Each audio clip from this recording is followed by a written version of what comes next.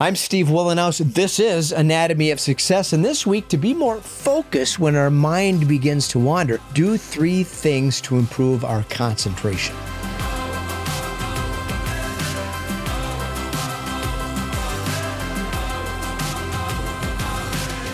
I'm Steve Wohlenhaus, and this is Anatomy of Success. Glad you joined us. Feel free to join us at aos.academy. That's our new platform we're so proud of, with all sorts of remarkable tools that I'm confident you can benefit from. You can connect with us on social media. All the appropriate links are there. And find my company page, weatherology.com. Grab the free Weatherology mobile app. The topic of distraction has received considerable attention over the past decade as smartphones have become more ubiquitous. The perception of being connected continuously also creates this sense of urgency that demands immediate response for every notification that interferes with our focus. Although the conversation about distraction has intensified in recent years, the subject isn't new. Over 2,000 years ago, Aristotle and Socrates talked about something called akrasia, or the tendency to act against our better judgment. To the ancient Greeks, mortals were prone to distraction because they possessed weakness of willpower. Like it or not, we live in a world of distraction. Ironically, not all distractions are bad. Despite our obsession with avoiding distraction, I would argue healthy diversions are necessary for better well-being. Defining what those healthy diversions are becomes paramount in a world that offers plenty of alluring alternatives. Now, at Anatomy of Success, I advocate focusing on 4 tenets of equanimity to make life more satisfying. Top priority is better health, and there's plenty of ways to disappear into healthy diversions that improve quality of life. Psychologists Daniel Gilbert, Matthew Killingsworth conducted a study and determined our mind is wired for constant distraction. To nullify the effects of this natural tendency, we need to reprogram our mind to better manage our attention.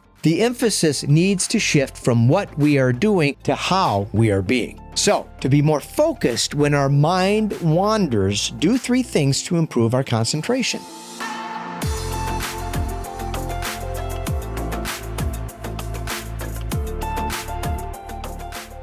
Aware. First step, of course, is to notice when our mind begins to wander. Allowing our thoughts to meander is a good thing, I argue. It is necessary for creativity. However, when it's time to get focused on getting quality work done, it's a distraction. Catching ourselves when our mind meanders is a hard thing to do, especially when we are attempting to focus on solving problems, getting great work done, or concentrating on a specific goal. When our mind shifts, we have to pull our thoughts back into focus.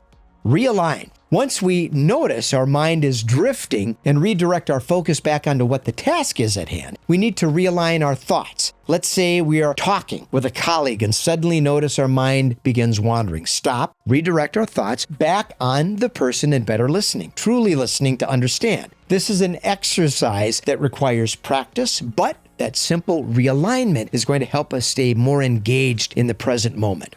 Finally, we have to rewire. The last step is to reinforce these new habits we're developing by concentrating on being present and allowing our senses to be engaged in the moment. Conversations with people we care about is a great place to practice this exercise. Once we start to condition our mind to be fully immersed in the conversation, we learn to appreciate the art of staying focused. We catch ourselves when our mind begins to meander and develop the practice of rewiring our brain to avoid distraction and stay focused in the moment.